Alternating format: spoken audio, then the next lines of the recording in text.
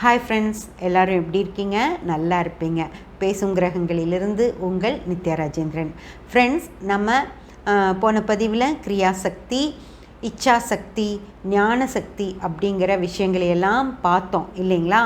இந்த பிரபஞ்சம் நம்மளை இவ்வளோ நல்லா பார்த்துக்கிறதுக்காக அதுக்கு நன்றி சொல்லும் விதமாக நவராத்திரி அப்படிங்கிற விஷயத்தை நம்ம உபயோகப்படுத்தி இந்த சக்திகளுக்கெல்லாம் நன்றி சொல்கிறோம் அப்படின்றதை நான் சொன்னேன் இல்லைங்களா? இப்போது இந்த விஷயத்தை ஆன்மீக தொடர்போடு நம்ம பார்க்கும்போது இந்த விஷயங்கள் எதை குறிக்குது அப்படின்னு சொல்லி நம்ம பார்க்கலாம் ஃப்ரெண்ட்ஸ். ஓகேங்களா? ஆன்மீக விஷயத்தோடு கிரியாசக்தி அப்படிங்கிற விஷயத்த நம்ம எடுக்கணும் அப்படின்னு நம்ம நினச்சோம்னா அந்த கிரியாசக்தி அப்படிங்கிறது யார் அப்படின்னு பார்த்திங்கன்னா பார்வதி தேவி ஃப்ரெண்ட்ஸ். ஓகேங்களா? பார்வதி அம்மன் நமக்கு ஒரு கிரியாசக்தியாக நமக்கு இந்த உலகம் கொடுத்துருக்கிறது பார்வதி அன்னையை தான். ஓகேங்களா?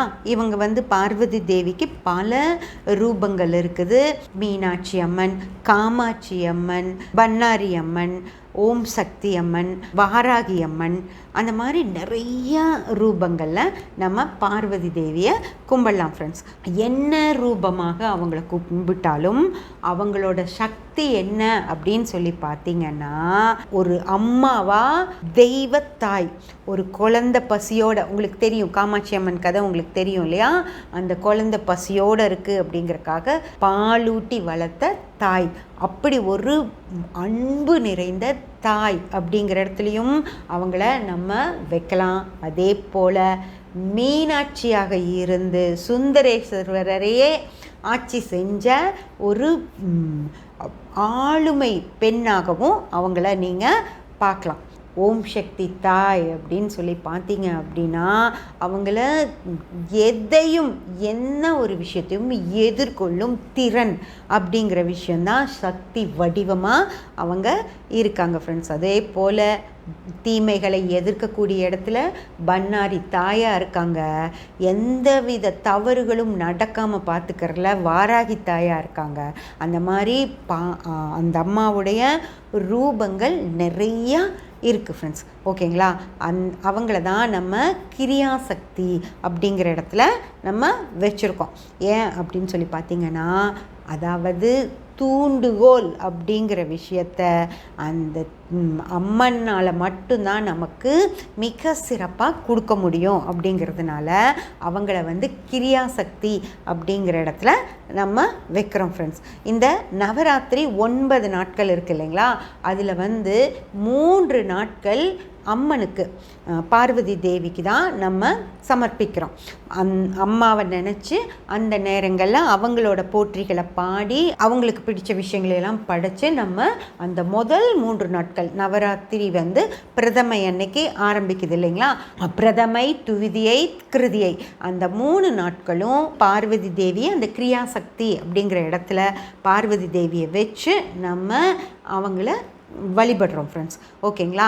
அப்படி வழிபடும் போது அந்த 3 நாட்கள் பார்வதி தேவி எப்படி இருப்பாங்க அப்படின்னு சொல்லி பார்த்தீங்க அப்படின்னா அதாவது ஜாதக ரீதியாக நம்ம சூரியன், செவ்வாய், சனி இந்த 3 கிரகங்களையும் தான் கிரியாசக்திக்கு நம்ம வைக்கிறோம். ஓகேங்களா? அந்த பார்வதி தேவிக்கும் மிக சிறப்பாக இந்த 3 விஷயங்களும் ஒத்துப்போகும் ஃப்ரெண்ட்ஸ். அது என்னன்னு சொல்லி நம்ம பார்த்துடலாம். அதாவது சூரியன், முதல்ல சூரியன். ஓகேங்களா?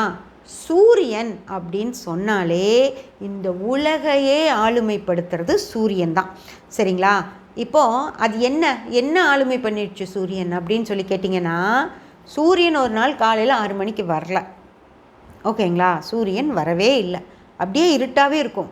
ஆனால் நீங்கள் என்ன பண்ணுவீங்க? எந்திரிப்பீங்களா? எந்திரிக்க கூட மாட்டோம். நம்ம இன்னும் 5:30 தான் ஆச்சு, இன்னும் சூரியன் வரல, இன்னும் கொஞ்சம் கூட 5 மணி தான் ஆச்சு, வெளிச்சமே வரல, 4 மணி மாதிரி இருக்குது அப்படின்னு முழிப்பே வந்தால் கூட ஜன்னலில் வெளிச்சம் தெரிஞ்சதுனா தான் விடிஞ்சிருச்சுன்னு சொல்லி எந்திரிப்போமோ தவிர அந்த சூரியன் வரவே இல்லைன்னு வச்சுக்கோங்க, அப்படி தான் வாழ்க்கையே அதுக்கப்புறம் விடிய போகிறதில்ல.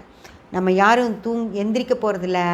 அப்படியே இருந்துச்சுன்னு வச்சுக்கோங்க, இருட்டாகவே இருந்துச்சுன்னா நம்ம என்ன செய்வோம்? ஒன்றுமே செய்ய மாட்டோம். 8 மணி ஆனால் பசிக்கும், 12 மணி ஆனால் பசிக்கும், அது எல்லாம் இருக்கும். ஆனால் நம்மளால் எந்திரிச்சு ஒரு வேலை கூட செய்ய முடியாது ஃப்ரெண்ட்ஸ். இது கூட நம்மளால் செய்யவே முடியாது. அந்த அளவுக்கு சூரியன் அதனுடைய ஆளுமையை வச்சிருக்கு. சூரியன் உதிச்சாதான் இந்த உலகமே முழிச்சுக்கும். ஓகேங்களா? அந்த மாதிரி சூரியன் அப்படின்றது எல்லாத்தையுமே, தனக்கு கீழே இருக்கிற எல்லா விஷயங்களையும் தன்னுடைய ஆளுமையில் வச்சிருக்கு ஃப்ரெண்ட்ஸ். அதுபோல தான் இந்த கிரியாசக்தி அப்படிங்கிற விஷயம், பார்வதி அன்னை எல்லா விஷயங்களையும் தன்னுடைய ஆளுமையில் வச்சு அதை நடத்தக்கூடியவங்களாக இருப்பாங்க ஃப்ரெண்ட்ஸ். ஓகேங்களா? அதுக்காக தான் அவங்களுக்கு சூரியன் அப்படின்ற விஷயத்த நாம் கிரக ரீதியில் நம்ம எடுக்கிறோம்.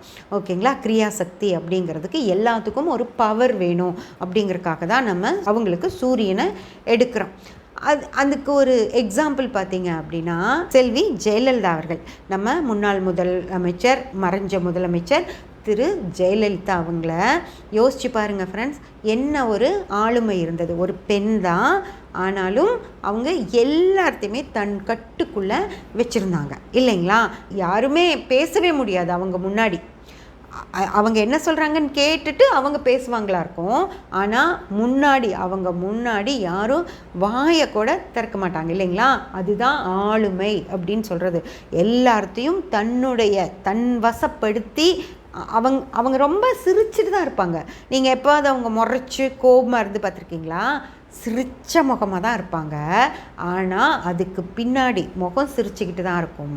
ஆனால் பின்னாடி எப்படி இருக்கும் அப்படிங்கிறது அவங்க கூடயே இருக்கவங்களுக்கு தான் அவங்களுக்கு அதை பற்றி தெரியுமோ தவிர, அவங்க அத்தனை பேரும் அவங்க கூட இருக்கிற எல்லாரும் அவங்க சொல்கிறத கேட்குறாங்க. அப்படிங்கிறப்ப தான் நமக்கு அந்த ஆளுமை எப்பேற்பட்ட விஷயம் அப்படிங்கிறது நமக்கு தெரியும். ஓகேங்களா? அந்த அளவுக்கு ஒரு ஆளுமை இதாக பெண்களுக்கு முன்னுதாரணமாக இருந்துட்டு போனாங்க இல்லைங்களா? அந்த மாதிரி ஒரு ஆளுமையை தான் இந்த சூரியன் நமக்கு கொடுக்கும் ஃப்ரெண்ட்ஸ். யாருக்கெல்லாம் ஜாதகத்தில் சூரியன் வல்லத்தன்மையோடு இருக்கோ அந்த பெண்கள் எல்லாருமே இந்த ஆளுமைத்தன்மை அப்படிங்கிறது அவங்களுக்கு கண்டிப்பாக இருக்கும். ஓகேங்களா? பெண்கள் மட்டும் இல்லை, ஆண்கள் ஜாதகத்தில் சூரியன் வல்லத்தன்மையோடு இருந்தது அப்படின்னா அவங்களுக்கும் ஆளுமைத்தன்மை அப்படிங்கிறது மிக சிறப்பாக இருக்கும். அவங்க இந்த மாதிரி சூரியன் நல்லா இருக்கிற ஜாதகர்கள் பார்த்திங்க அப்படின்னா கவர்மெண்ட்டில் வேலையில் இருப்பாங்க, அதுவும் உயர் பதவிகளில் இருப்பாங்க. அப்படி இல்லாமல் இருந்தால் இவங்க இன்னொருத்தருக்கு கீழே வேலை செய்கிறது அப்படிங்கிறதே இந்த சூரியன் ஆளுமையாக இருக்கிற ஜாதகர்கள்னால முடியவே முடியாது ஃப்ரெண்ட்ஸ். அவங்க சொந்தமாக ஏதாவது தொழில் செய்வாங்க. அப்படியே இல்லை, அவங்க ஜாதகத்தில் இன்னொருத்தர்கிட்ட வேலைக்கு போகிற நிலமை தான் இருக்குது அப்படின்னா அவங்க வேலைக்கே போகாமல் வேணாலும் இருப்பாங்களோ தவிர இன்னொருத்தருக்கு கீழே போய் வேலை செய்யவே மாட்டாங்க ஃப்ரெண்ட்ஸ். ஓகேங்களா? அந்த மாதிரி அப்படியே சூரியன் ஆளுமையோடு இருக்கிறது அப்படிங்கிறது தான் இந்த கிரியாசக்தி. அந்த கிரியாசக்தியாகவே இருக்கிறது யார் அப்படின்னு பார்த்தீங்கன்னா பார்வதி அன்னை. அந்த மாதிரி பெண்கள் அந்த மாதிரி ஒரு ஆளுமை தன்மையோட நேர்மையாக, சூரியன் நேர்மையாக இருக்கும். சூரியன்கிட்ட எந்த ஒரு வித களங்கமும் இருக்கவே இருக்காது ஃப்ரெண்ட்ஸ். நேர்மையாக இருக்கும், நியாயமாக இருக்கும். நியாயமான விஷயங்களுக்கும் நேர்மையான விஷயங்களுக்கும் தான் அன்னை துணை போவாங்க, சூரியனும் துணை போகும். அதனால் ஒரு ஜாதகத்தில் சூரியன் நல்லா இருக்கவங்க நேர்மையானவங்களாக இருப்பாங்க, நியாயவாதிகளாக இருப்பாங்க. எந்த ஒரு இடத்துல தப்பு நடந்தாலும் அதை தட்டி கேட்குறவங்களா இருப்பாங்க ஃப்ரெண்ட்ஸ்.